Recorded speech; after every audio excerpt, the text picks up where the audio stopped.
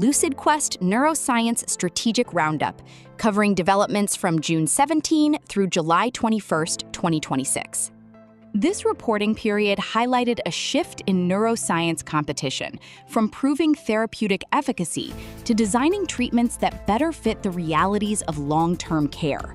Across multiple neurological disorders, developers increasingly differentiated their products through delivery methods, dosing schedules, disease stage expansion, and implementation strategies, rather than efficacy alone.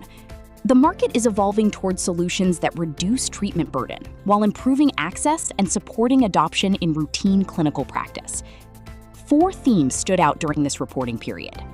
The first theme was the growing importance of treatment delivery as a competitive differentiator. The approval of subcutaneous initiation dosing for lecanemab introduced greater flexibility for early Alzheimer's disease by reducing dependence on infusion centers and enabling treatment in more convenient settings.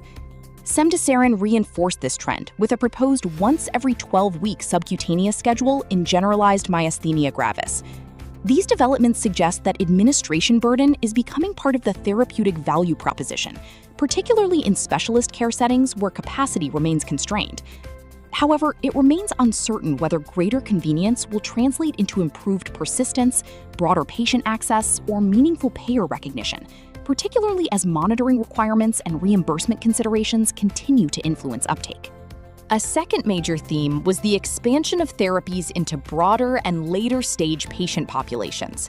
European approvals in secondary progressive multiple sclerosis without recent relapses and expanded eligibility for gene replacement therapy in spinal muscular atrophy illustrate how developers are extending established platforms across the disease continuum.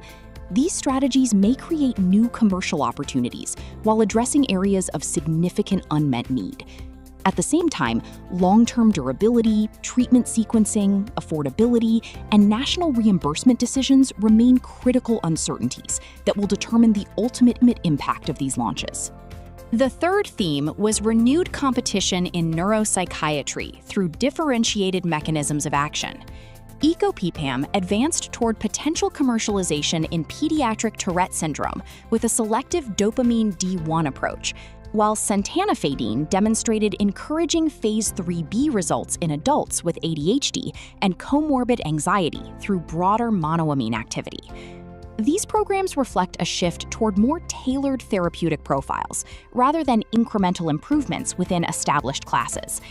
The key question now is whether mechanistic novelty will translate into clear clinical advantages that physicians, patients, and payers recognize in everyday practice. Comparative evidence, long-term safety, and prescriber confidence will be important watchpoints. The final theme involved the continued evolution of Alzheimer's disease strategy beyond amyloid alone. Subcutaneous lecanemab and new real-world evidence strengthened the implementation pathway for an established anti-amyloid therapy, while diranersen provided an early signal that targeting tau may represent a viable second disease-modifying strategy. Together, these developments suggest the field is expanding from improving access to existing therapies toward validating complementary biological approaches. Even so, questions surrounding Phase 3 dose selection, endpoint design, and replication of the clinical findings mean the long-term role of tau-directed therapy remains uncertain.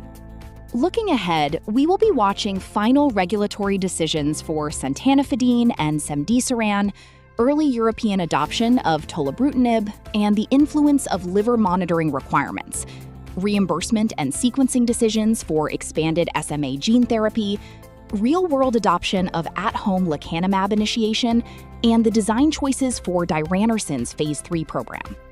The key takeaway from this reporting period is that neuroscience competition is increasingly defined not simply by whether therapies work, but by whether they can be delivered efficiently, reach broader patient populations, integrate into routine care, and sustain long-term adoption in an evolving healthcare landscape.